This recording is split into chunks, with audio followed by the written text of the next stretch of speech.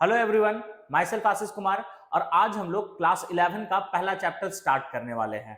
और क्लास 11 का पहला चैप्टर क्या है? तो पहला चैप्टर है some basic concept of chemistry. तो चलिए देर ना करते हुए हम लोग अपना चैप्टर को स्टार्ट करते हैं। अब वो some basic concept of chemistry यानी इसी को हम लोग मोल कॉन्सेप्ट भी कहते हैं।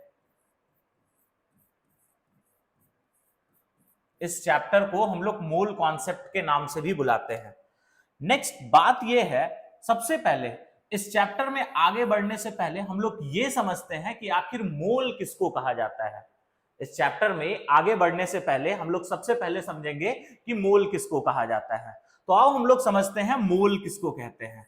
अब अगर हम मोल के बारे में बात करें ना, ठीक है, तो मोल समझने के लिए एक वर्ड का यूज करते हैं जो कि है डजन। आप लोग डजन जरूर सुने होंगे। जैसे अगर हम लोग को केला लेना होता है तो हम लोग डजन में बात करते हैं। तो डजन क्या चीज को रिप्रेजेंट करता है? तो डजन रिप्रेजेंट करता है एक नंबर को, एक क्वांटिटी को। ठीक उसी तरह से मोल भी जो है वो एक नंबर को रिप्रेजेंट करता है या फिर एक क्वांटिटी को रिप्रेजेंट करता है। जैसे डजन एक क्वांटिटी है, उसी तरह से मोल भी एक तरह का क्या होता है? क्वांटिटी। तो हम लोग मोल के बारे में क्या बोल सकते हैं? मोल के बारे में ये बोल सकते हैं कि basically mole is a quantity. Basically mole क्या है तुम्हारा? क्वांटिटी है। ठीक है, तो जैसे डजन क्वांटिटी होता है उसी तरह से मोल भी क्या होता है? क्वांटिटी, या फिर हम लोग बोल सकते हैं नंबर। क्वांटिटी से अगर याद ना रहे तो याद रखना, हम लोग मोल को क्या बोल सकते हैं? नंबर भी बोल सकते हैं। नेक्स्ट अगर हम लोग बात करें, ठीक है, तो मोल क्या है ये समझ आ गया। मोल बेसिकली एक क्वांटिटी है या फिर नंबर है। तो अब 1 मोल में कितना क्वांटिटी होता है या फिर कितना नंबर होता है उसके बारे में हम लोग बात करते हैं। तो 1 मोल किसी भी सब्सटेंस का रिप्रेजेंट करता है 6.022 इंटू 10⁻23 पार्टिकल। तो हम क्या बोल सकते हैं? Basically mole is a quantity and 1 mole of any substance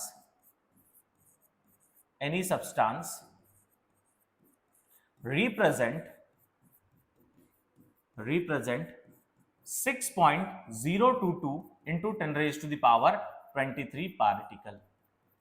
तो एक मोल किसी भी सब्सटेंस का कितना पार्टिकल को रिप्रेजेंट करता है? तो रिप्रेजेंट करता है 6.022 into 10⁻23 पार्टिकल को। बात समझ आ गया? ठीक है, ये जो नंबर आप लोग को दिखाई दे रहा है 6.022 into 10⁻23, इसको हम लोग एवोगाड्रो नंबर के नाम से बुलाते हैं। And this number is known as Avogadro number।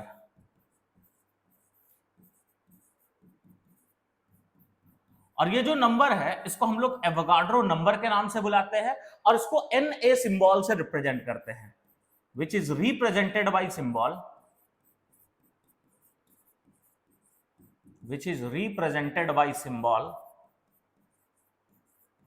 Na। और इसको हम लोग Na सिंबल से रिप्रेजेंट करते हैं। तो ये था मोल के बारे में। देखो, पहला चैप्टर क्लास 11 का some basic concept of chemistry है। इसी को कोई बुक में मोल कॉन्सेप्ट के नाम से भी बुलाता है। तो मतलब इस चैप्टर में हम लोग मोल के बारे में बात करने वाले हैं। तो मोल कॉन्सेप्ट समझने से पहले हम आप लोग को यह समझाए कि मोल किसको कहा जाता है।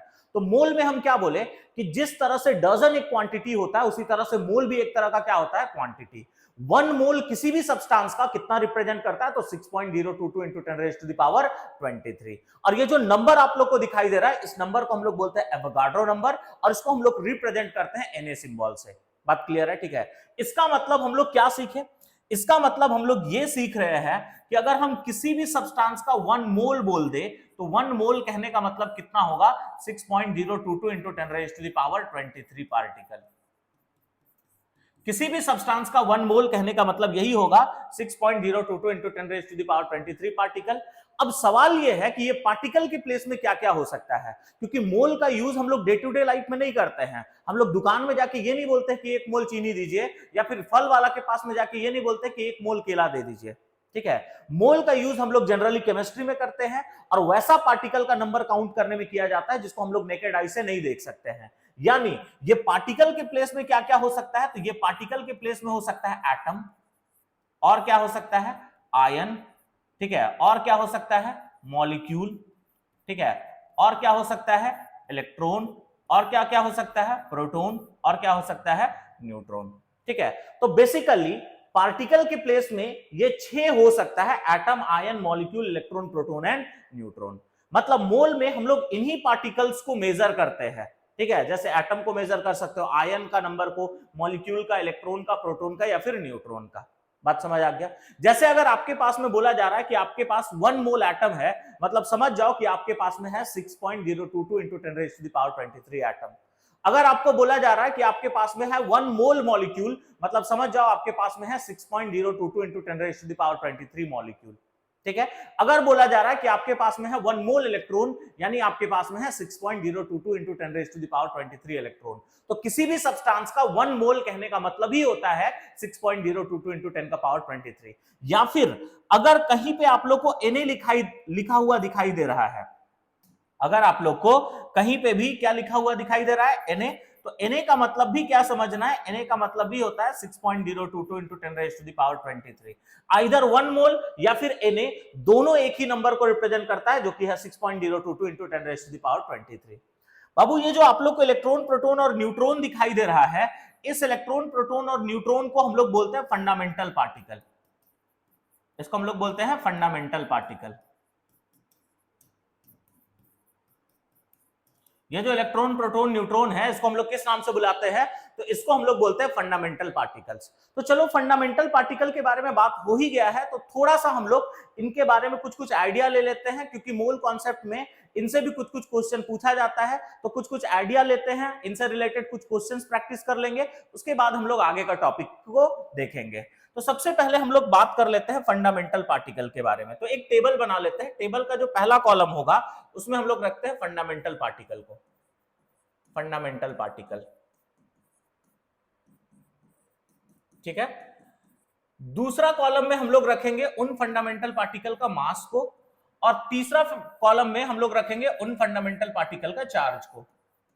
तो फंडामेंटल पार्टिकल है क्या क्या, तो फंडामेंटल पार्टिकल 3 है, वो क्या क्या है, इलेक्ट्रॉन, प्रोटॉन और न्यूट्रॉन। अगर हम लोग फंडामेंटल पार्टिकल का मास का बात करें, तो इलेक्ट्रॉन का मास होता है 9.1 into 10⁻⁻31 kg। अगर हम लोग प्रोटॉन का मास का बात करें, तो प्रोटॉन का मास होता है 1.66 into 10⁻27 kg। नेक्स्ट अगर हम लोग न्यूट्रॉन का बात करें, तो न्यूट्रॉन का मास होता है 1.67 into 10⁻27 kg। अगर चार्ज का बात किया जाए, तो इलेक्ट्रॉन के पास चार्ज होता है 1.6 into 10⁻⁻19 कूलम। प्रोटॉन के ऊपर में बात किया जाए, तो प्रोटॉन के ऊपर में भी सेम चार्ज होता है 1.6 into 10⁻⁻19 कूलम। और अगर न्यूट्रॉन के ऊपर में बात किया जाए, तो न्यूट्रॉन के ऊपर में कोई चार्ज नहीं होता है, यानी हम लोग बोलेंगे नो चार्ज। ठीक है, अब अगर हम लोग बात करें, तो इलेक्ट्रॉन के ऊपर में होता है माइनस और प्रोटॉन के ऊपर में प्लस, इसीलिए यहां पे माइनस और यहां पे प्लस दिए हैं। मगर एक बात जो हम बोल रहे हैं वो आराम से बात को सुनना, हम बोले इलेक्ट्रॉन और प्रोटॉन का चार्ज सेम होता है, तो यहां पे बोलोगे कि सर ये नेगेटिव है और ये पॉजिटिव है, मतलब ये छोटा होना चाहिए और ये बड़ा होना चाहिए, तो आप लोग एकदम करेक्ट सोच रहे हो। मगर यहां पे एक बात पहले सुन लो, उसके बाद सोचना। यहां पे ये माइनस और प्लस का कोई फिजिकल सिग्निफिकेंस नहीं है, ये बस ये बता रहा है कि ये नेगेटिवली चार्ज पार्टिकल है और ये पॉजिटिवली चार्ज पार्टिकल है। यानी हम क्या बोल सकते हैं कि ये प्लस और माइनस का न्यूमेरिकल वैल्यू में कोई सिग्निफिकेंस नहीं है। अगर न्यूमेरिकल वैल्यू में कोई सिग्निफिकेंस नहीं है, बस ये नेचर बताने के लिए यूज हो रहा है, तो आप लोग खुद सोच के देखो, दोनों का वैल्यू सेम होगा कि अलग अलग होगा? ऑब्वियसली दोनों का वैल्यू सेम होगा। तो ये बात याद रखना, इलेक्ट्रॉन के चार्ज में जो माइनस या फिर प्रोटॉन के चार्ज में जो प्लस साइन का यूज करता है, उसका कोई सिग्निफिकेंस नहीं होता है। ये बस ये बताने का काम आ रहा है कि इलेक्ट्रॉन एक नेगेटिवली चार्ज पार्टिकल है और प्रोटॉन एक पॉजिटिवली चार्ज पार्टिकल। बोल बात समझ में आ गया? ठीक है, अब हम लोग क्या करते हैं, थोड़ा सा इन फंडामेंटल पार्टिकल्स के बारे में और बात कर लेते हैं। अब ये जो 3 फंडामेंटल पार्टिकल दिख रहा है ना, इलेक्ट्रॉन, प्रोटॉन, न्यूट्रॉन, ये हर एक एटम में प्रेजेंट होता है एक्सेप्ट 1 एटम, जो कि है हाइड्रोजन। हाइड्रोजन में इलेक्ट्रॉन और प्रोटॉन होता है, मगर न्यूट्रॉन नहीं होता है। तो ये भी कभी कभी पूछ लिया जाता है। हालांकि जब आप लोग को हम क्लास 11 का सेकंड चैप्टर स्टार्ट करेंगे, जो कि होगा एटॉमिक स्ट्रक्चर, उसमें ये सारा पॉइंट अभी हम वापस से बताएंगे। तो अगर जिक्र हो ही रहा है यहाँ पे, तो पॉइंट को लिख लेने में कोई प्रॉब्लम नहीं है। ठीक है, तो अभी के लिए तुमको यही 2-3 चीज याद रखना है कि फंडामेंटल पार्टिकल में 3 होता है, इलेक्ट्रॉन, प्रोटॉन, न्यूट्रॉन, उनका मास क्या है और उनका चार्ज क्या है। बात क्लियर है? ठीक है। दूसरा क्या याद रखना है कि सारा फंडामेंटल पार्टिकल, ठीक है, हर एक एटम में प्रेजेंट होता है। 118 एलिमेंट के बारे में जानते हैं ना, हर एक एलिमेंट में ये तीनों फंडामेंटल पार्टिकल प्रेजेंट होता है एक्सेप्ट वन, जो कि कौन है तुम्हारा हाइड्रोजन, जिसमें एक फंडामेंटल पार्टिकल नहीं होता है, जो कि कौन है तुम्हारा इलेक्ट्रॉन। तो हम लोग क्या बोल सकते हैं कि ऑल एलिमेंट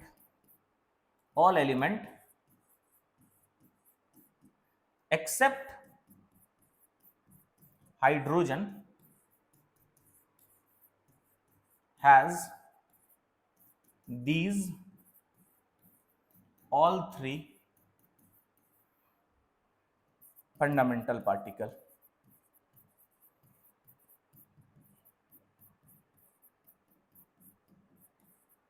ठीक है, हाइड्रोजन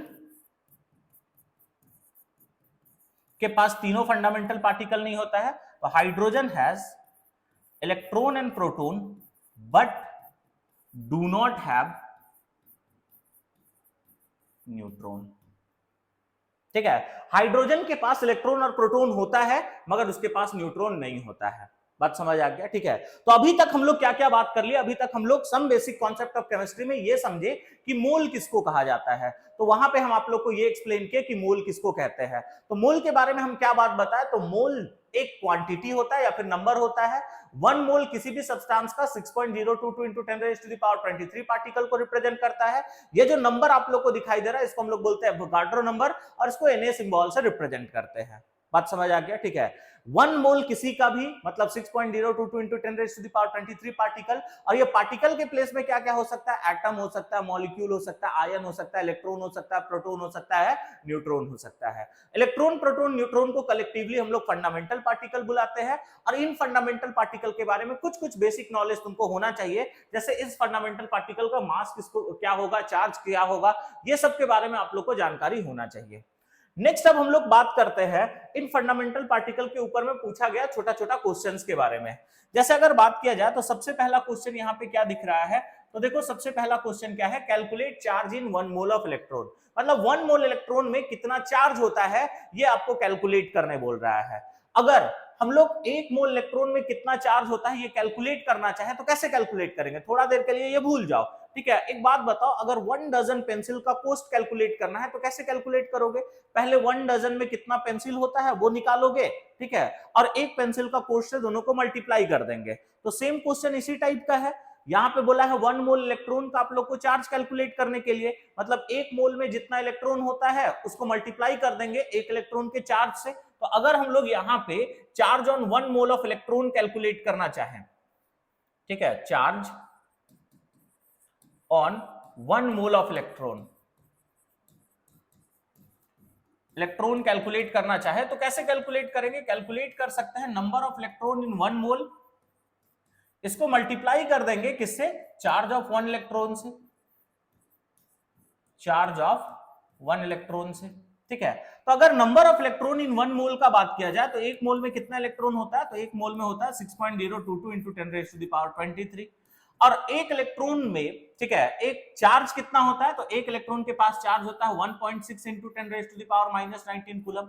अब यहाँ पे कंफ्यूज मत करना कि जब हम चार्ज लिख रहे थे तो यहाँ पे माइनस साइन लिखे थे, जबकि यहाँ पे वैल्यू लिखने के समय माइनस साइन नहीं लिखे। बाबू हम पहले भी बताए थे कि उसका कोई न्यूमेरिकल वैल्यू पे फिजिकल सिग्निफिकेंस नहीं होता है, वहां पे माइनस प्लस का इसलिए यूज किया जाता है ताकि तुमको नेचर पता चल जाए कि इलेक्ट्रॉन कैसा चार्ज पार्टिकल है और प्रोटॉन कैसा चार्ज पार्टिकल। जब भी न्यूमेरिकल वैल्यू का बात आएगा तो वो माइनस और प्लस को हम लोग यूज नहीं करेंगे।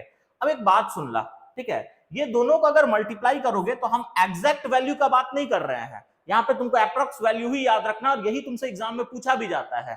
अगर इसको मल्टीप्लाई करोगे तो अप्रॉक्स यहां पे वैल्यू आता है 96,500 कूलम। अगर इसको मल्टीप्लाई करोगे तो कितना आएगा, 96,500 कूलम, और ये बहुत बार अलग अलग एग्जाम में आपसे पूछा जाता है। तो हम लोग क्या बोल सकते हैं कि किसी भी, ठीक है, 1 मोल इलेक्ट्रॉन पे कितना चार्ज होता है, तो 96,500 कूलम चार्ज होता है। ठीक है, एक और यहां पे पॉइंट याद रखना, ये जो 96,500 कूलम होता है ना, ये होता है तुम्हारा 1 फेराडे के इक्वल। ये किसके इक्वल होता है, तो ये होता है तुम्हारा 1 फेराडे के इक्वल होता है। ये भी पॉइंट तुम लोग याद रख के चलना। ठीक है, अगर हम बात करें 96,500 कूलम का, तो 96,500 कूलम किसके इक्वल होगा, 1 फेराडे के इक्वल होगा। ठीक, तो एक मोल इलेक्ट्रॉन के पास कूलम के टर्म में कितना चार्ज होता है, तो 96,500 कूलम। और अगर फेराडे के टर्म में पूछा जाए तो फेराडे के टर्म में कितना चार्ज होता है, तो होता है 1 फेराडे। ये 2 पॉइंट जरूर याद रख के चलना। बात समझ में आ गया? ठीक है। अब यहां से रिलेटेड एक और टाइप का क्वेश्चन पूछा जाता है, उसके बारे में हम बात करते हैं। देखो नेक्स्ट टाइप का क्वेश्चन ऐसे पूछ सकता है। क्वेश्चन क्या है, calculate charge in Faraday in the following. तुमको चार्ज कैलकुलेट करना है फेराडे के टर्म में इन सारा आयन में। कैसे कैलकुलेट करेंगे, थोड़ा सोचते हैं। अगर हमको चार्ज कैलकुलेट करना है तो कैसे कैलकुलेट करेंगे, ये देखो। देख यहां पे बोला है, इसका हम पहले पूरा एक प्रोसेस बताते हैं, उसके बाद हम एक शॉर्टकट तरीका बताएंगे जिससे एक लाइन में आराम से आंसर आ जाएगा। तो सबसे पहला क्वेश्चन क्या बोला है, हमको बोला है 0.1 मोल, ठीक है, ऑफ Al3+ आयन में कितना चार्ज होगा। इससे पहले हम तुमसे एक सवाल पूछते हैं कि 1 मोल इलेक्ट्रॉन में कितना चार्ज होता है फेराडे के टर्म में, 1 फेराडे। 2 मोल में कितना होगा, ऑब्वियसली 2 फेराडे। मतलब जितना मोल इलेक्ट्रॉन उतना फेराडे चार्ज होगा। अब हम लोग को यहाँ पे क्या करना होगा, हम लोग को करना होगा कि Al3+ आयन के पास में कितना मोल इलेक्ट्रॉन, मतलब 0.1 मोल Al3+ आयन बनाने के लिए हम कितना मोल इलेक्ट्रॉन निकाले होंगे। अगर तुमको ये पता चल गया ना तो तुम इजीली यहाँ पे चार्ज कैलकुलेट कर सकते हो, क्योंकि जो चार्ज डेवलप हुआ होगा वो इलेक्ट्रॉन के एडिशन से होता है या इलेक्ट्रॉन के रिमूवल से होता है। अब यहाँ पे इलेक्ट्रॉन का रिमूवल हुआ है, ये पता कैसे चल रहा है, तो इसके ऊपर में 3+ है और प्लस इंडिकेट करता है कि इलेक्ट्रॉन का रिमूवल हुआ है। तो बोला है 0.1 मोल ऑफ Al3+ आयन में कितना चार्ज होगा, ये तुम लोग को कैलकुलेट करने बोल रहा है। ठीक है, कैसे कैलकुलेट करेंगे ये सोचो। अब देखो, अगर हम बात करें तो एल्युमिनियम को अगर Al3+ में बदलना है तो जितना प्लस यानी उतना इलेक्ट्रॉन बाहर निकला होगा। तो एक एल्युमिनियम एटम को Al3+ में बदलने के लिए कितना इलेक्ट्रॉन निकला होगा, 3 इलेक्ट्रॉन। अब इसी से रिलेट करते हैं, एक को बदलने के लिए 3 इलेक्ट्रॉन निकलता है, तो 10 को बदलने के लिए कितना निकलेगा, 10 × 3 दैट इज 30 इलेक्ट्रॉन निकलेगा। अब 100 को अगर बदलना है तो 300 इलेक्ट्रॉन निकलेगा। अब मोल के टर्म में बात करते हैं, ठीक है, यानी हम क्या कर रहे हैं, जितना को बदलना है उसको मल्टीप्लाई कर दे रहे हैं एक से कितना निकला है। तो हम लोग को कितना मोल Al3+ आयन दिया हुआ है, 0.1, मतलब हम लोग को ये 0.1 मोल चाहिए। ठीक है, तब तो हमको ये 0.1 मोल मिलेगा ना। ठीक है, तो 0.1 मोल एल्युमिनियम को Al3+ में जब बदले होंगे तभी तो 0.1 मोल Al3+ आया होगा। तो कितना मोल इलेक्ट्रॉन निकला होगा, तो एक को बदलने के लिए 3 इलेक्ट्रॉन निकला, तो 2 को बदलने के लिए 6, 10 को बदलने के लिए 30। उसी तरह से 0.1 मोल को बदलने के लिए कितना मोल इलेक्ट्रॉन निकला होगा, 0.3 मोल इलेक्ट्रॉन निकला होगा। बात समझ आया? ठीक है, एक को बदलने के लिए 1, तो जितना को बदलना है उसको 3 से मल्टीप्लाई कर देंगे। ठीक है, तो कितना मोल इलेक्ट्रॉन निकला होगा, 0.3 मोल। अब 1 मोल इलेक्ट्रॉन निकलने से 1 फेराडे चार्ज डेवलप हो जाता, 2 मोल निकलने से 2 फेराडे। तो चूंकि यहाँ पे 0.3 मोल निकला है इलेक्ट्रॉन, इसी वजह से यहाँ पे जो चार्ज डेवलप होगा वो कितना होगा, 0.3 फेराडे। अब देखो ये सब क्वेश्चन को ना, ये तो कॉन्सेप्चुअली समझे। ठीक है, अगर हम लोग इसके लिए शॉर्टकट फॉर्मूला का बात करें तो जब भी तुमको ऐसा आयन देके चार्ज पूछे ना फेराडे में, तो इसके लिए सिंपल सा फॉर्मूला ये कर सकते हो। ये सब बुक में नहीं मिलेगा, हम बता दे रहे हैं। अगर तुमको चार्ज कैलकुलेट करना है तो सिंपली क्या करोगे, जो भी मोल दिया हुआ है ना, ठीक है, उसको यहां पे प्रेजेंट चार्ज से मल्टीप्लाई कर देना। ठीक है, चार्ज ऑन आयन से मल्टीप्लाई कर देना, तो तुमको इजीली पता चल जाएगा कि एक्चुअली में वहां पे कितना चार्ज डेवलप हो रहा होगा फेराडे के टर्म में। अब इसी को अगर वही टेक्निक से हम बनाए हुए रहते तो क्या होता, देखो तो 0.1 मोल था और चार्ज आयन में कितना था, 3, तो मल्टीप्लाई करते तब भी कितना आता, 0.3 फेराडे। तो चाहे कॉन्सेप्चुअली निकाले या फिर इस तरह के ट्रिक से निकाले, दोनों केस में आंसर सेम आ रखा है। नेक्स्ट अगर हम बात करें तो बोला है 3 मोल ऑफ Mg2+ आयन में कितना चार्ज डेवलप होगा। ठीक है, तो यहां पे हम लोग कैसे करेंगे, वही अब सेम कॉन्सेप्ट, मोल दिया हुआ है इनटू ये वाला चार्ज को मल्टीप्लाई करो, 3 × 2 कितना हो जाएगा, 6 फेराडे। नेक्स्ट अगर हम बात करें 5 मोल ऑफ Na+ आयन, तो 5 को 1 से मल्टीप्लाई कर दो तो कितना फेराडे हो जाएगा, 5 फेराडे। नेक्स्ट अगर हम लोग बात करें 1.5 मोल ऑफ SO2, ठीक है, यहाँ पे SO4 2- होगा, तो इसके ऊपर में -2 है, यानी 1.5 को किससे मल्टीप्लाई कर दो, चार्ज जो कि 2 है, तो कितना हो जाएगा बताओ, 3 फेराडे हो जाएगा। तो इस तरह से हम लोग को कभी भी कोई आयन देके फेराडे में चार्ज कैलकुलेट करने बोले तो हम लोग ऐसे कैलकुलेट कर सकते हैं। पूरा कॉन्सेप्ट ये था। हम लोग देखे कि सबसे पहले एक न्यूट्रल एटम को आयन में बदलने के लिए कितना इलेक्ट्रॉन निकालना पड़ता है, उसके हेल्प से तुम एक में बदलने के लिए कितना इलेक्ट्रॉन निकला वो निकाल लिए। उसके बाद जितना मोल दिया हुआ है उसको मल्टीप्लाई कर दोगे, एक से कितना इलेक्ट्रॉन निकला है तो number of mole of electron निकल जाएगा, और जितना मोल इलेक्ट्रॉन निकल जाएगा उतना ही फेराडे चार्ज होता है। तो ये पूरा कॉन्सेप्ट था। इसी से हम लोग एक शॉर्टकट फॉर्मूला डिराइव कर लिए, यानी जब भी हम लोग को ऐसा क्वेश्चन देके चार्ज कैलकुलेट करने बोले तो मोल को हम लोग आयन के चार्ज से मल्टीप्लाई कर देंगे तो हमको इजीली पता चल जाएगा कि फेराडे के टर्म में चार्ज कितना है। बात समझ आ गया? ठीक है, आगे अब हम लोग नेक्स्ट देखते हैं और नेक्स्ट टाइप का क्वेश्चन क्या है उसके बारे में बात करते हैं। तो नेक्स्ट टाइप का क्वेश्चन क्या है? क्वेश्चन ये है calculate mass of 1 mole of electron. अब वो जैसा चार्ज वाला क्वेश्चन था ना उसी तरह का ये भी छोटा सा क्वेश्चन है, ये आप लोग ट्राई कर सकते हो। ट्राई करने के लिए क्या करना, सबसे बेस्ट तरीका है वीडियो को पॉज करो, ट्राई करना, हम सॉल्व करने वाले हैं, उसके बाद चेक कर लेना कि आंसर सही आया है कि नहीं आया है। तो अगर हम लोग mass of 1 mole of electron का बात करें, mass of 1 mole of electron, अगर 1 मोल इलेक्ट्रॉन का मास का बात किया जाए तो 1 मोल इलेक्ट्रॉन का मास कैसे कैलकुलेट करेंगे? सिंपली हम लोग करेंगे number of electron in 1 mole, in 1 mole, number of electron in 1 मोल। इसको हम लोग किससे मल्टीप्लाई कर देंगे? तो नंबर ऑफ इलेक्ट्रॉन इन 1 मोल को मल्टीप्लाई कर देंगे, ठीक है, मास ऑफ 1 इलेक्ट्रॉन से, 1 इलेक्ट्रॉन से। अब वो 1 मोल में कितना इलेक्ट्रॉन होता है? तो 1 मोल में होता है 6.022 इंटू 10⁻23, और 1 इलेक्ट्रॉन का मास अभी कुछ देर पहले बताए थे कितना था, 9.1 इंटू 10⁻−31 kg। ठीक है, तो अब याद रखना आगे से इस बात को, ठीक है, ये यूज आता है कैलकुलेशन आसान बनाने के लिए ना। अप्रोक्स में ये 6.022 है, इसको 6 मान लेते हैं, तो क्या हो जाएगा 6 इंटू 10⁻23 इंटू 9.1 इंटू 10⁻−31। ठीक है, अब ये नंबर वाला को नंबर से मल्टीप्लाई कर दो तो 6 1 जा 6, 9 6 जा 54, यानी 54.6 इंटू 10⁻। ठीक है, दो पावर वाला नंबर मल्टीप्लाई में हो, बेस सेम, तो पावर को ऐड कर देते हैं, तो 23 प्लस -31। अगर हम लोग इसको ऐड कर दे तो कितना आ जाएगा? देखो तो 54.6 इंटू 10⁻−8, और यूनिट क्या लिख लोगे? केजी। ठीक है, तो 1 मोल इलेक्ट्रॉन के पास कितना केजी, 1 मोल इलेक्ट्रॉन का वेट कितना होता है? 54.6 इंटू 10⁻−8 केजी। बात समझ आ गया? ठीक है, अब देखो इससे रिलेटेड ना थोड़ा सा कॉन्सेप्ट को अलग करके एक बार जेई में क्वेश्चन पूछा है, हालांकि वो बहुत पुराना क्वेश्चन है, बट देखो इस तरह का क्वेश्चन आपसे अराइज किया जा सकता है, इसलिए हम यहाँ पे डिस्कस कर रहे हैं। 2003 में ये पूछा गया था। क्वेश्चन क्या बोला है ये देखो, how many moles of electron will way 1 kg। हम लोग कितना मोल इलेक्ट्रॉन ले जिसका वेट क्या हो जाए 1 kg। आसान सा क्वेश्चन है, थोड़ा कॉन्सेप्ट लगाएंगे आराम से आंसर आ जाएगा। तो चलो देखते हैं कि क्वेश्चन को हम लोग कैसे सॉल्व करेंगे। अगर ऐसा क्वेश्चन मिले ना तो सबसे पहले आप 1 मोल इलेक्ट्रॉन का वेट निकाल लेना। ठीक है, तो देखो हम पीछे में निकाले हुए हैं तो डायरेक्टली हम लोग वही यूज कर लेंगे। 1 मोल इलेक्ट्रॉन का वेट कितना है? तो 54.6 इंटू 10⁻⁻8 kg, यानी हम बोल सकते हैं बाबू 54.6 इंटू 10⁻⁻8 kg का जो वेट होगा वो कितना मोल होगा? 1 मोल। यानी 54.6 इंटू 10⁻⁻8 kg इलेक्ट्रॉन लिया जाए तो उसमें कितना मोल इलेक्ट्रॉन होगा? 1 मोल इलेक्ट्रॉन होगा। तो हमसे कितना के लिए पूछा? 1 के लिए पूछा, यूनिटरी मेथड लगा लेंगे, तो 1 kg इलेक्ट्रॉन का वेट कितना हो जाएगा? 1 डिवाइडेड बाय 54.6 इंटू 10⁻⁻8 मोल।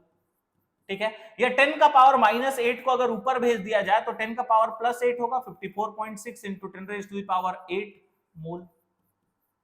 ठीक है, यानी 1 kg में कितना मोल इलेक्ट्रॉन होता है? 1 डिवाइडेड बाय 54.6 इंटू 10⁻8। अब तुम अपना आंसर यहाँ पे चेक कर सकते हो। ठीक है, यहाँ पे उस फॉर्म में कुछ आंसर दिखाई दे रहा है क्या? ठीक है, अब देखो याद करो, ये जो था तुम्हारा 54.6, इसको हम लोग मल्टीप्लाई करके लाए थे। ठीक है, और किसको किसको मल्टीप्लाई किए थे? तो 6.022 इंटू 9.1, इसी को अप्रोक्स हम 6 ले लिए थे और 9.1 को एज इट इज रहने दिए थे। तो देखो तो उसी तरह का ये ऑप्शन नहीं दिखाई दे रहा है। ठीक है, ये जो तुम्हारा 54.6 है, इसी को हम क्या लिख सकते हैं, इसी को लिख सकते हैं 6.022 इंटू 10 सॉरी 6.022 इंटू 9.1, इसी को मल्टीप्लाई करके हम लोग वो वैल्यू को लाए थे, तो ये तुम्हारा आंसर दिखाई दे सकता है। तो इसका आंसर कौन सा हो जाएगा तुम्हारा, डी हो जाएगा। 6.023 जानबूझ के कंफ्यूज करने के लिए दिया, और इलेक्ट्रॉन का जो वेट होता है उसको अप्रॉक्स हम लोग 9.1 मान सकते हैं, तो इसी को जब मल्टीप्लाई किए थे तो 54.6 आया था, इसी के जगह हम ये वैल्यू को रख सकते हैं, तो इसका आंसर क्या हो जाएगा, डी। तो इस तरह का भी क्वेश्चन आप लोग से पूछा जा सकता है। देखो जेई का क्वेश्चन है, पुराना है, मतलब अभी अगर हम लेटेस्ट बात करें तो पुराना से क्वेश्चन जैसे जैसे लोग भूलते हैं ना, वैसे वैसे चांसेस ज्यादा होता है फिर क्वेश्चन को अराइज करने का। तो ये सब क्वेश्चन इस टाइप का पूछा जा सकता है। होप आप लोग को पूछ सकता है कि कितना मोल, ठीक है, प्रोटॉन का वेट 1 kg हो जाए, या फिर न्यूट्रॉन के टर्म में पूछ सकता है। तो जब भी ऐसा क्वेश्चन पूछे ना, तो सबसे पहले 1 मोल का वेट कैलकुलेट कर लेना, और उसी से यूनिटरी मेथड लगा के इस तरह से तुम इजीली कैलकुलेट कर सकते हो, ठीक है। तो फंडामेंटल पार्टिकल में यही कुछ कुछ बेसिक टाइप का क्वेश्चन आप लोग से पूछा जा सकता है। पहला तो वही 1 मोल इलेक्ट्रॉन का वेट क्या होगा, 1 मोल इलेक्ट्रॉन का चार्ज क्या होगा, इस टाइप का पूछ सकता है। दूसरा यही कि आयन और उसका मोल देके तुमसे फेराडे के टर्म में चार्ज कैलकुलेट करने पूछ सकता है। नेक्स्ट 1 फेराडे में कितना कूलम चार्ज होता है, ये सब आप लोग को याद रखना है। तो ये था बेसिक सवाल फंडामेंटल पार्टिकल के ऊपर में।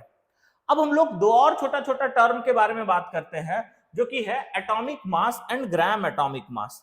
अब सवाल ये है कि ये एटॉमिक मास और ग्राम एटॉमिक मास हम लोग किसको कहते हैं, तो चलो इसके बारे में थोड़ा जिक्र किया जाए। देखो, अगर हम एटॉमिक मास का बात करें, आराम से बात को समझना, ठीक है, क्योंकि यहाँ पे कॉन्सेप्ट है, दोनों अलग अलग होता है। एटॉमिक मास का बात करते हैं और हम लोग ग्राम एटॉमिक मास का बात करेंगे। ग्राम एटॉमिक मास, तो पहला हम लोग एटॉमिक मास का बात करेंगे और दूसरा ग्राम एटॉमिक मास। ग्राम एटॉमिक मास को शॉर्ट फॉर्म में GAM बोला जाता है। अब सुनो, एटॉमिक मास और ग्राम एटॉमिक मास किसको कहते हैं। अगर किसी भी एलिमेंट का एक एटम का वेट कैलकुलेट करना है, किसी भी एलिमेंट का एक एटम का जो वेट होता है उसको हम लोग बोलते हैं एटॉमिक मास, और किसी भी एलिमेंट का 1 मोल एटम का जो वेट होगा उसको हम लोग बोलेंगे ग्राम एटॉमिक मास, ठीक है। तो एटॉमिक मास किसको बोला जाता है, weight of one atom of an element, weight of one atom of an element is known as atomic mass। Atomic mass, किसी भी एलिमेंट का एक एटम का जो वेट होगा उसको हम लोग बोलते हैं एटॉमिक मास। अगर हम लोग इसका यूनिट का बात करें तो इसका यूनिट होता है AMU या फिर U। It is expressed in unit AMU और U। इसको या तो AMU यूनिट में एक्सप्रेस किया जाता है या फिर U यूनिट में एक्सप्रेस किया जाता है। बात समझ आया, ठीक है। अब ग्राम एटॉमिक मास हम लोग किसको कहते हैं बाबू, किसी भी एलिमेंट का 1 मोल एटम का जो वेट होगा उसको हम लोग बोलते हैं ग्राम एटॉमिक मास। 1 मोल कहने का मतलब 6.022 इंटू 10⁻23 एटम का जो वेट होगा उसको हम लोग बोलते हैं ग्राम एटॉमिक मास। तो इसका अगर हम लोग डेफिनेशन बोलना चाहे तो क्या बोल सकते हैं, weight of 1 mole atom of an element is known as gram atomic mass।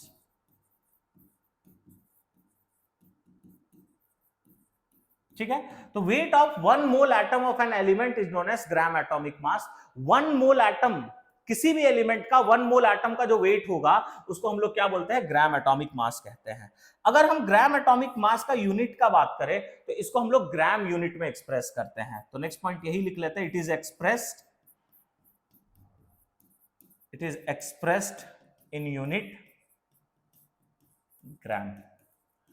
इसको हम लोग ग्राम यूनिट में एक्सप्रेस करते हैं। तो तुमको डिफरेंस पता होना चाहिए बाबू। ये जो AMU है ना, AMU का फुल फॉर्म होता है एटॉमिक मास यूनिट, और U का फुल फॉर्म होता है यूनिफाइड मास, ठीक है। तो अगर हम लोग एटॉमिक मास का बात करें तो एटॉमिक मास किसको कहते हैं? किसी भी एलिमेंट का एक एटम का जो वेट होगा उसको एटॉमिक मास कहेंगे।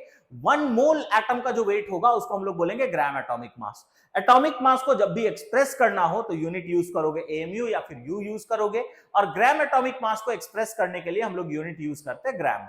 बात क्लियर हो गया? ठीक है, अब नेक्स्ट बात सुन लो। एटॉमिक मास और ग्राम एटॉमिक मास दोनों का वैल्यू सेम होता है, बस यूनिट डिफर करता है। अब हम प्रूव करके भी बताएंगे कि एटॉमिक मास और ग्राम एटॉमिक मास दोनों का यूनिट ही चेंज करेगा, वैल्यू सेम रहता है। ये प्रूव भी करेंगे, बस अभी स्टेटमेंट लिख लो, ठीक है, और उस स्टेटमेंट को एग्जांपल से भी रिलेट कराएंगे, इजीली तुमको समझ में आ जाएगा। तो हम क्या बोले? Atomic mass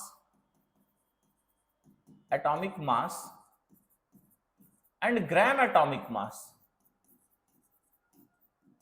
atomic mass and gram atomic mass have same value, just the difference is unit।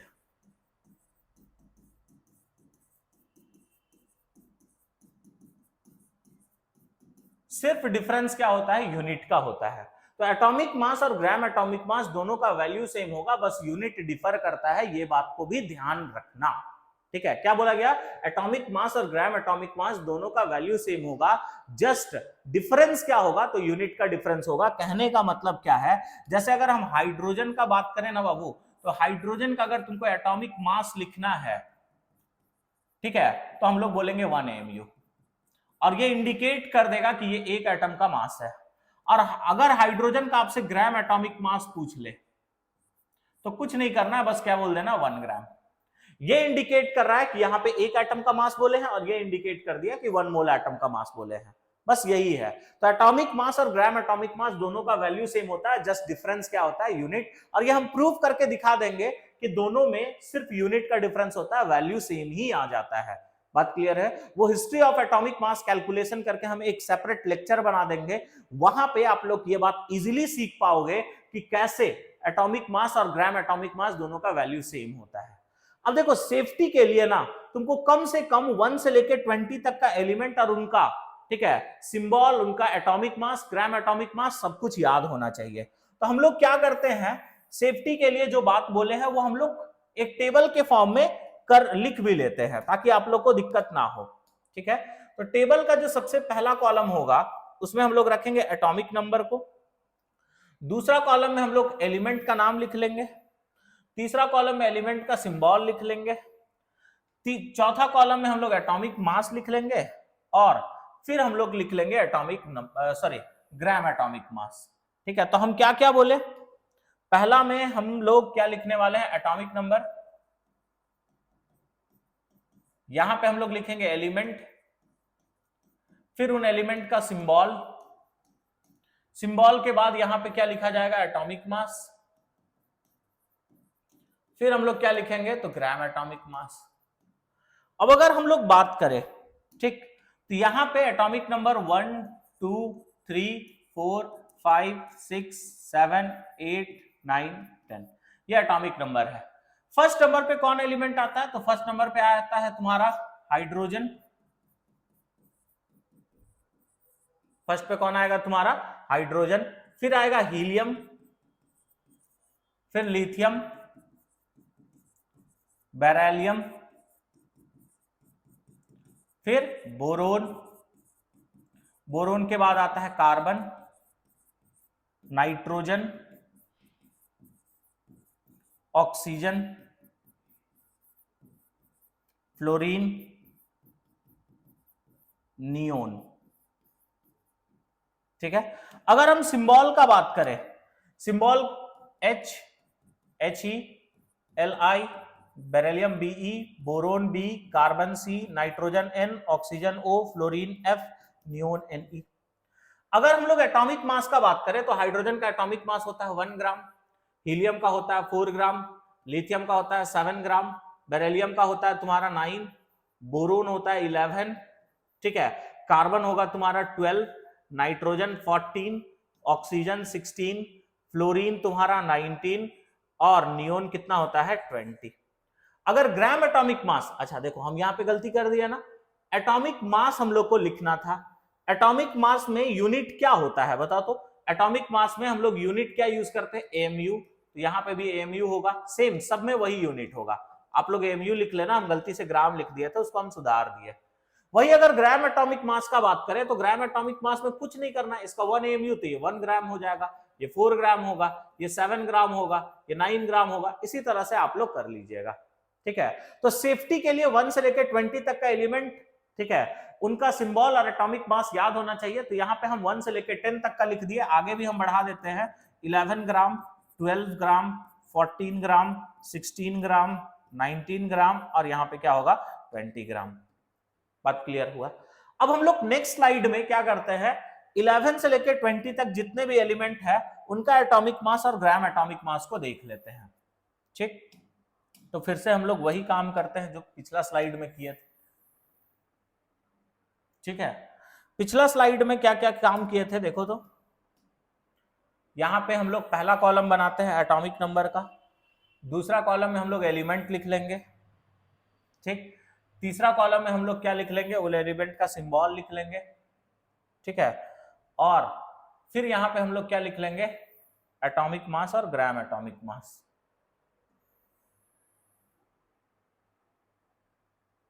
चलो अब देखते हैं, यहां पे अगर हम बात करें तो यहां पे है atomic number, element, symbol, atomic mass, और फिर क्या लिखेंगे, ग्राम एटॉमिक मास। अब अगर एलिमेंट का बात किया जाए तो एलिमेंट क्या क्या हो जाए, सॉरी एटॉमिक नंबर तो 1 2 3 4, सॉरी एटॉमिक नंबर अभी हम लोग 11 से लेकर 20 तक का बात करने वाले, 11 12 13 14 15 16 17 18 19 20। अब अगर हम बात करें आगे एलिमेंट का तो यहां पे होगा सोडियम, फिर होगा मैग्नीशियम, फिर होगा एल्युमिनियम, फिर होगा सिलिकॉन, फिर होगा फास्फोरस, फिर सल्फर,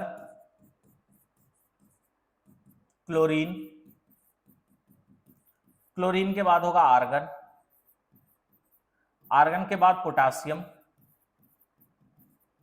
पोटासियम के बाद होगा कैल्शियम। सिंबल का बात करोगे तो सोडियम का symbol Na, magnesium Mg, aluminium Al, silicon Si, phosphorus P, sulphur S, chlorine Cl, argon Ar, potassium K, calcium क्या होगा Ca।